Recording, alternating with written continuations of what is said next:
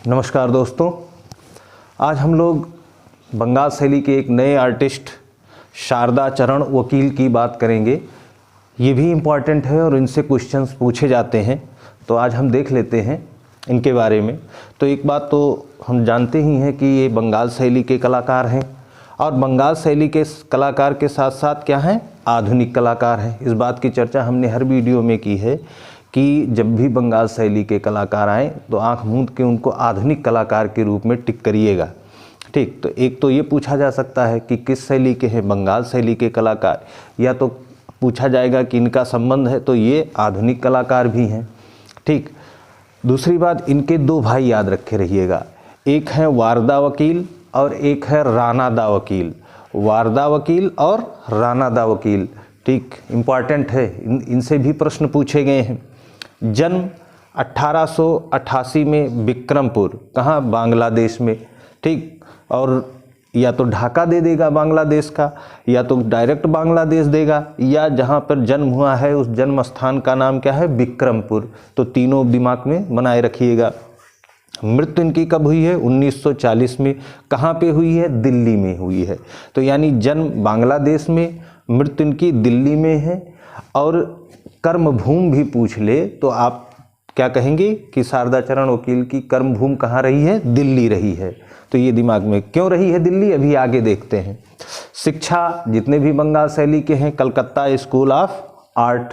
अगर इन्होंने Calcutta school of art में शिक्षा ली है तो इनके गुरु कौन बनेंगे, A.N. टैगोर यानी अवनींद्रनाथ टैगोर बनेंगे।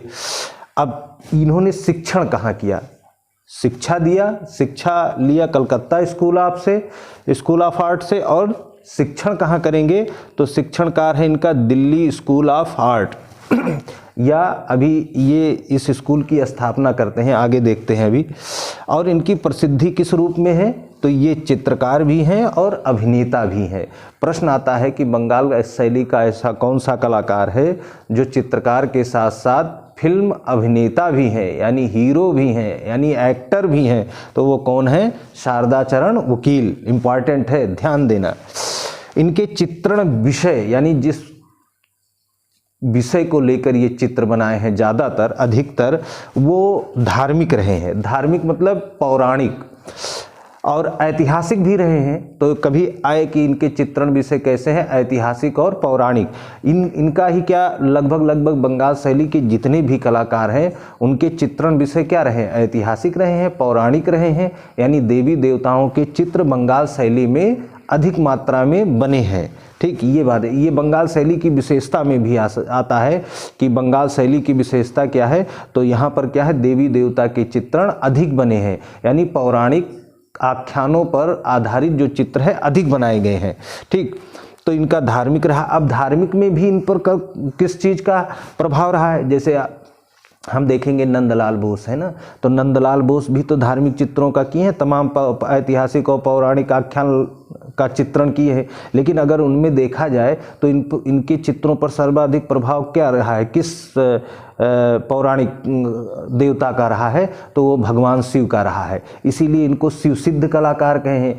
आप देखेंगे अवनींद्रनाथ टैगोर के चित्रों पर तो उनका मुगल का ज़्यादा प्रभाव रहा है, इसलिए उनको मुगल सिद्ध कहा गया। आप देखेंगे छितेंद्रनाथ मजूमदार सबसे ज़्यादा किसका चित्र बनाए हैं, उन्होंने राधा कृष्ण का सबसे ज़्यादा चित्र बनाया है, वैष्णव से संबंधित ज़्यादा चित्र बनाया है, इसलिए उनको वैष्णव सिद्ध कलाकार कहा जाता है। ऐसे किसी विषय को लेकर जो चित्रकार ज़्यादा बनाता है उसमें उस वहाँ से प्रश्न बनने लगते हैं ना। तो यहाँ पर चित्रण विषय इनका क्या रहा है, पौराणिक में इन्होंने बुद्ध के ऊपर और राधा कृष्ण के ऊपर इन्होंने चित्र बनाया है जो धार्मिक चित्रों में है। अगर इन धार्मिक चित्रों में बुद्ध और राधा कृष्ण में से अगर देखा जाए सर्वाधिक प्रभाव किसका रहा है, तो सर्वाधिक प्रभाव इनके ऊपर बुद्ध का रहा है। इसीलिए इन्होंने तो बुद्ध के ऊपर एक पिक्चर भी बनाई थी जिसका नाम था प्रेम संन्यास, अभी आगे आएगा तो देखते हैं। तो ये जान रखिएगा, चित्रण विषय अगर आए तो ऐतिहासिक और पौराणिक, ये एक ये हो गया। अगर उसमें भी अंदर चला जाए और पूछे कि पौराणिक विषयों में सर्वाधिक किसके चित्र बनाए हैं, तो सर्वाधिक बुद्ध और राधा कृष्ण। और बुद्ध और राधा कृष्ण में भी अगर चला जाए तो इनमें कौन सबसे ज़्यादा इनके ऊपर प्रभाव रहा है, तो बुद्ध का ज़्यादा प्रभाव रहा है, बौद्ध धर्म का ज़्यादा प्रभाव रहा है। अच्छा, एक और इनके इम्पॉर्टेंट आ जाता है कि इन्होंने एक स्कूल की स्थापना की है, बहुत इम्पॉर्टेंट है, वेरी वेरी इम्पॉर्टेंट है। उस स्कूल का क्या नाम था? शारदा वकील स्कूल ऑफ आर्ट, या उसी को क्या कहेंगे, दिल्ली स्कूल ऑफ आर्ट, दोनों आ सकता है। तो दोनों में से एक ही बात है, चाहे कहे कि शारदा वकील स्कूल ऑफ आर्ट की स्थापना किसने की, तो नाम से तो पकड़ लेंगे शारदा चरण वकील। कब की? तो 1926 यानी 1926 में इन्होंने शारदा वकील स्कूल ऑफ आर्ट की स्थापना की। अच्छा, एक और इम्पॉर्टेंट है पत्रिका। शारदा चरण वकील ने एक पत्रिका निकाली थी, उस पत्रिका का नाम क्या था? रूपलेखा। क्या नाम था? रूपलेखा। और ये कहाँ से प्रकाशित होती थी? दिल्ली में। कहाँ से प्रकाशित होती थी? दिल्ली में, क्योंकि इनकी कर्मभूमि कहाँ रही है शारदा चरण वकील की? दिल्ली में रही है। तो ये ध्यान रखिएगा कि जन्म तो हुआ है बांग्लादेश में और कर्मभूमि कहाँ है? दिल्ली में, और कर्मभूमि दिल्ली है और यहीं पर इनकी मृत्यु हो जाती है 1940 में, यानी देश की आज़ादी के 7 साल पहले ही।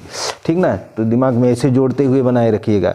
तो इन्होंने एक पत्रिका प्रकाशित की, क्या नाम था? रूपलेखा। और कहाँ से प्रकाशित की? दिल्ली से। और इसके संपादक कौन रहे हैं? तो इनके संपादक इनके जो भाई थे, वारदा वकील। क्या नाम था? वारदा वकील। इस रूपलेखा पत्रिका का संपादन किसने किया था, या संपादक कौन थे? तो वारदा वकील। ये ध्यान रखे रहिएगा, वारदा वकील इसके संपादक है, प्रश्न पूछा जाता है। और एक चीज और है कि वो ये रूपलेखा पत्रिका अब कौन प्रकाशित करता है? प्रेजेंट टाइम में। तो याद रखिएगा आईफैक्स। क्या? आईफैक्स। ये IFACS, all India institute of fine art and craft society, इसके द्वारा अब इस समय रूपलेखा पत्रिका का प्रकाशन किया जाता है। और इस आईफैक्स की स्थापना कब हुई है? तो 1928 में, 1928। और कहाँ पर हुई है? तो दिल्ली में ही हुई है। तो ये ध्यान रखिए, ये प्रश्न आ चुका है 2013 में, आया था TGT में कि आईफैक्स की स्थापना कब हुई है। तो क्या होगा? 1928। कहीं कहीं 1925 मिलता है, तो 1925 एग्जैक्ट नहीं है, 1928 याद कर लीजिएगा। 1928 में इसकी स्थापना हुई है। ठीक ना? चयन बोर्ड ने ही इसी को स्वीकार किया है, आयोग ने भी इसी डेट को स्वीकार किया है, 1928। कहीं कहीं हम देखें किताबों में 1925 लिखा है, तो ध्यान रखे रहिएगा। ठीक, ये हुआ इनके ऊपर। अच्छा, आप एक DSSB 2021 में पत्रिका से संबंधित एक प्रश्न पूछा गया था, रूपम पत्रिका। एक तो ये पूछा जाता है कि रूपम पत्रिका का प्रकाशन या संपादक कौन है? तो रूपम पत्रिका का संपादक कौन है? OC गांगुली, अर्धेंदु चंद गांगुली। और कब प्रकाशित हुई थी? तो 1919 में। कौन सी? रूपम पत्रिका। और कहाँ से ये प्रकाशित होती थी? तो India society of oriental art से। ये हम लोग पढ़ चुके हैं, तो पत्रिका याद रखिएगा। ऐसे ये DSSB 2021 में ये सब प्रश्न पूछे गए थे कि रूपम पत्रिका का प्रकाशन कब होता है? 1919 में। रूपम पत्रिका का संपादक कौन है? तो OC गांगुली। तो ये सब ध्यान रखे रहिएगा। और 2 पत्रिकाओं की चर्चा इससे पहले हम कर चुके हैं। एक और पत्रिका थी जो है ये रूपम हो गया आपका, इधर रूपलेखा हो गया, और एक मॉडर्न रिव्यू को कौन निकाला था? तो रामानंद चटर्जी ने। ये बहुत इंपॉर्टेंट है। तो ये सब पत्रिकाओं को ध्यान में रखे रहिएगा। अब इनकी एक चीज़ और देख लेते हैं, इन्होंने एक पिक्चर बनाई थी, प्रेम संन्यास। तो इस पिक्चर में ये तो हीरो थे, हीरो का मीन्स क्या कहेंगे कि मेन एक्टर यही थे। क्यों? क्योंकि इसमें जो बुद्ध के पिता का जो रोल था वो शुद्धोधन, तो शुद्धोधन की भूमिका में ये थे कौन? शारदा चरण वकील। तो ऐसे भी पूछा जाता है कि प्रेम संन्यास नामक मूवी में जो शारदा चरण वकील ने बनाई थी, जो बुद्ध के जीवन पर आधारित थी, इसमें इनका कौन सा रोल रहा है? तो इन्होंने इसमें शुद्धोधन का रोल किया है। और शुद्धोधन कौन है? बुद्ध के पिता हैं। अच्छा, ये प्रेम संन्यास किस पुस्तक पर आधारित थी या किस पर ये कहानी कहाँ से ली गई थी? तो ये कहानी एक किताब है, द लाइट ऑफ एशिया। क्या किताब है? The light of Asia. तो द लाइट ऑफ एशिया अगर किताब है तो इसके लेखक होंगे। तो इसके लेखक कौन है? अरविंद अर्नोल्ड। इसके लेखक कौन है? अरविंद अर्नोल्ड। ध्यान रखते रहिएगा, एक क्वेश्चन हीरा है, मोती है, कहीं से क्वेश्चन ये सब क्वेश्चन आए हुए हैं, तो आने की संभावना रखते हैं।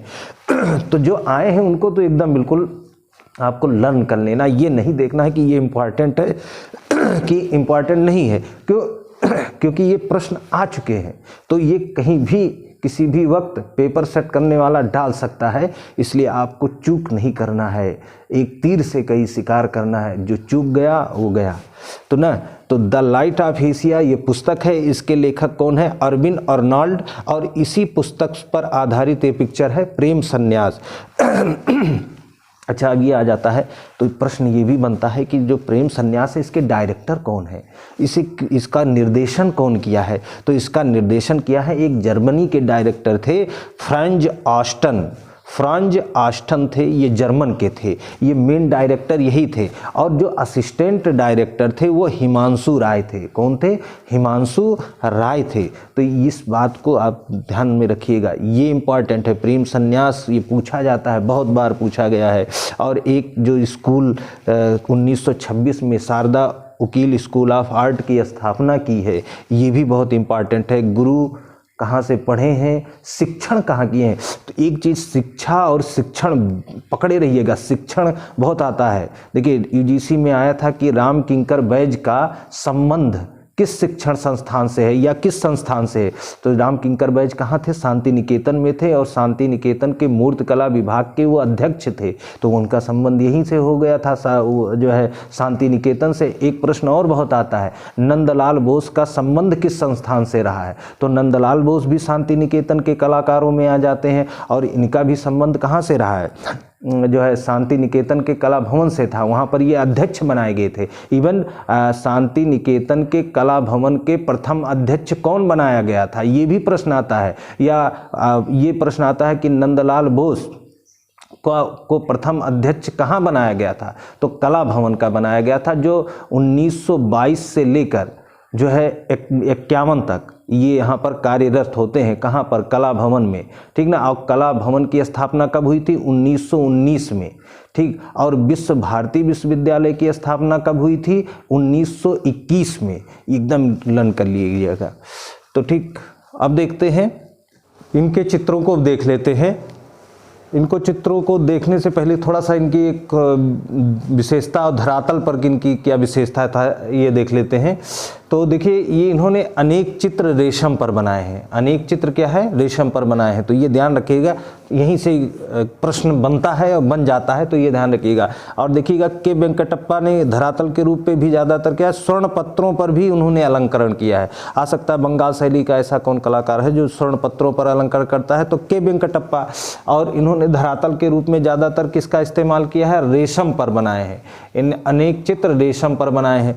और दूसरा चीज़, इनका जो चित्र का जो माध्यम रहा होगा, तो ये बंगाल शैली के कलाकार हैं, तो वास को याद रखे रहिएगा कि वास माध्यम से जो है इन्होंने भी कई चित्र बनाए हैं। अधिकतर इनका जो माध्यम वास रहा है। कारण है कि देखिए, शारदा चरण वकील दिल्ली में जो स्कूल स्थापित किए थे, उसके माध्यम से ही क्या किया था? वास शैली का प्रचार प्रसार इन्होंने भी किया था, क्योंकि अवनींद्रनाथ टैगोर के ये शिष्य थे। तो ये याद रखिए, अगर ये प्रश्न बन जाता है कि आ जाए कि शारदा चरण वकील ने रेशम पत्रों पर भी क्या है चित्र बनाए हैं, तो क्या होगा? इन्होंने धरातल के रूप पर रेशम का भी प्रयोग किया है। और चित्रों पर किस शैली का प्रभाव रहा है? तो ये बंगाल शैली के हैं, तो जाहिर सी बात है कि बंगाल शैली का यानी वास तकनीक का इन पर जो है प्रभाव रहा होगा। लेकिन साथ ही साथ ये भी याद रखे रहिएगा, इनके चित्रों में मुगल का, ईरानी का भी प्रभाव रहा है। और साथ ही साथ ठाकुर शैली तो है ही है। ठाकुर शैली मतलब टैगोर शैली कहिए या ठाकुर शैली कहिए या वास शैली कहिए या बंगाल शैली कहिए, सब एक ही है, इसमें भ्रम मत होइएगा। तो इनके चित्रों पर किसका? मुगल का भी रहा है, ईरानी का भी रहा है, ठाकुर शैली का रहा है। लेकिन सर्वाधिक प्रभाव किसका रहा है? ठाकुर शैली का रहा है, क्योंकि ये बंगाल शैली के कलाकार हैं। तो ये दिमाग में बनाए रखिएगा। ये उस कंडीशन में जब विकल्प में मुगल भी दिया हो, ईरानी भी दिया हो और ठाकुर शैली भी दिया हो, और कहे उपर्युक्त सभी, तब ये हम ले लेंगे मुगल ईरानी। लेकिन अगर सेपरेट पूछे कि इनके चित्रों पर प्रभाव क्या रहा है, तो क्या लगाएंगे? ठाकुर शैली ही लगाएंगे या बंगाल शैली लगाएंगे। हमने कहा था कि देखिए, रानोद वकील इनके एक भाई हैं, वारदा वकील और रानोद वकील। तो वारदा वकील ने रूपलेखा पत्रिका का क्या था, संपादक थे, वो रूपलेखा पत्रिका के संपादक थे।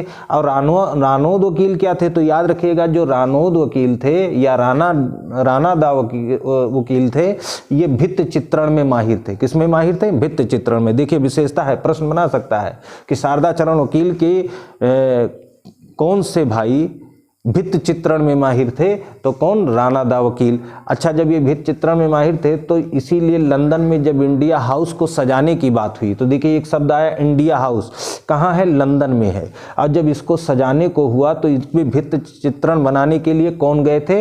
रानोद वकील या रानादा वकील गए थे, जो किसके भाई हैं? शारदा चरण वकील के। तो इसलिए ये इंपॉर्टेंट बन जाते हैं। और भी लोग गए थे, ललित मोहन सेन भी गए थे, सुधांशु चौधरी भी गए थे, कृष्णदेव बर्मन भी गए थे, और साथ ही साथ रानादा वकील भी गए थे। कहाँ गए थे? लंदन में। किस लिए गए थे? इंडिया हाउस को सजाने के लिए।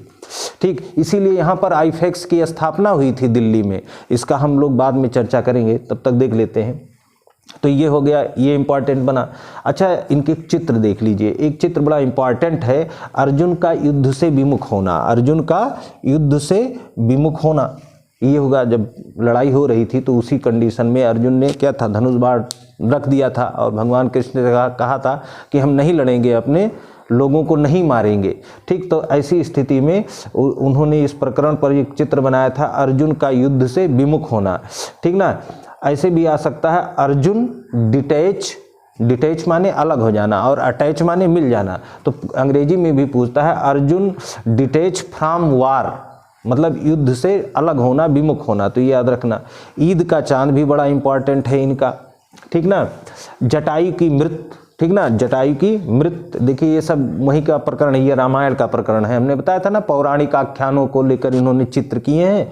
तो पौराणिक में देखिए रामायण का है, जटायु का मृत। आप याद होगा कि वेंकटप्पा पढ़ रहे थे तो वहाँ मारीच की मृत आई थी, तो उसको कहेंगे द डेथ ऑफ मारीच। तो द डेथ ऑफ मारीच यानी मारीच की मृत के वेंकटप्पा की है, और जटायु की मृत शारदा चरण वकील की है। राधा कृष्ण है ना, तो ये शारदा चरण वकील ने भी राधा कृष्ण को लेकर चित्र बनाया है।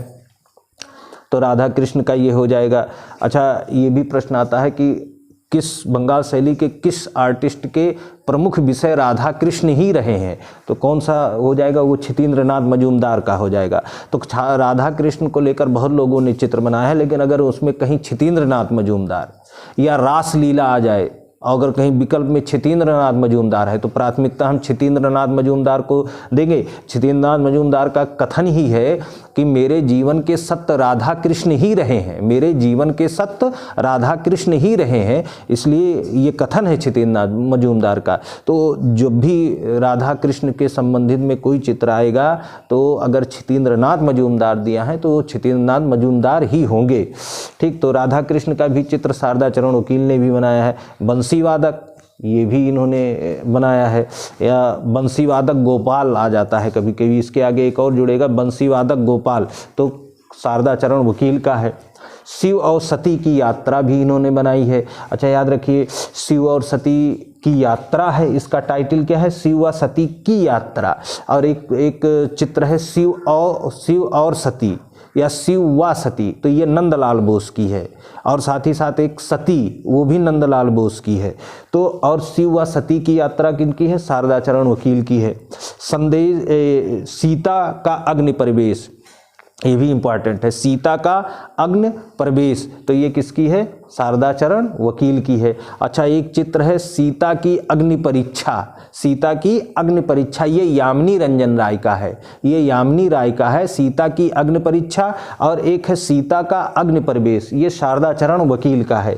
और एक इनकी डेथ ऑफ बुद्धा, तो इन्होंने एक द लाइट ऑफ एशिया पर एक पिक्चर प्रेम संन्यास भी बनाई थी, और इनका एक चित्र है डेथ ऑफ बुद्धा। ये पूरी सीरीज है, इन्होंने बुद्ध के ऊपर एक सीरीज बनाई है। तो ये भी आ जाए कि शारदा चरण वकील के बारे में कि अगर इन्होंने क्या बुद्ध की सीरीज बनाई है, तो बुद्ध की सीरीज ही बनाई है। तो ये जब हम क्वेश्चन आंसर करेंगे तो उसमें सब कुछ डिटेल रूप से हम लोग पढ़ लेंगे।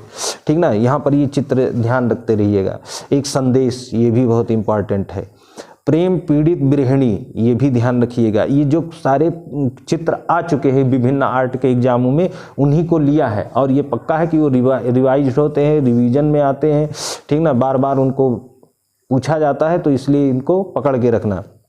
तो प्रेम पीड़ित गृहिणी भी इनकी एक चित्र है। एक जर्जर भिखारी, तो जर्जर भिखारी भी इनका है। एक है अर्जुन का देह त्याग, अर्जुन का देह त्याग, तो ये भी शारदा चरण वकील का है। अब अर्जुन का देह त्याग आ गया, तो एक है सती का देह त्याग, सती का देह त्याग या सती, ऐसे कभी कभी सती कह देगा या सती का देह त्याग, तो ये किसकी है? ये नंदलाल बोस की है। और अर्जुन का देह त्याग किसका है? शारदा चरण वकील का है। और याद होगा आपको कि हमने इस बात पर चर्चा की थी कि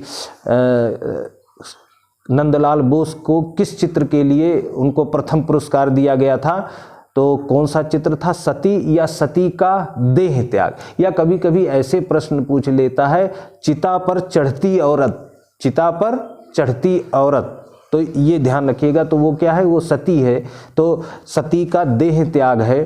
तो ये पिक्चर किसने बनाई थी तस्वीर? तो ये नंदलाल बोस की है। और इसी पर इनको India society of oriental art का प्रथम पुरस्कार दिया गया था। किसको? नंदलाल बोस को। कितना? 500 रुपया का। चित्र क्या था? सती या सती का देह त्याग। और अर्जुन का देह त्याग किसका है? शारदा चरण वकील का है। एक इनका फेमस चित्र है लुका छुपी, क्या है? लुका छिपी।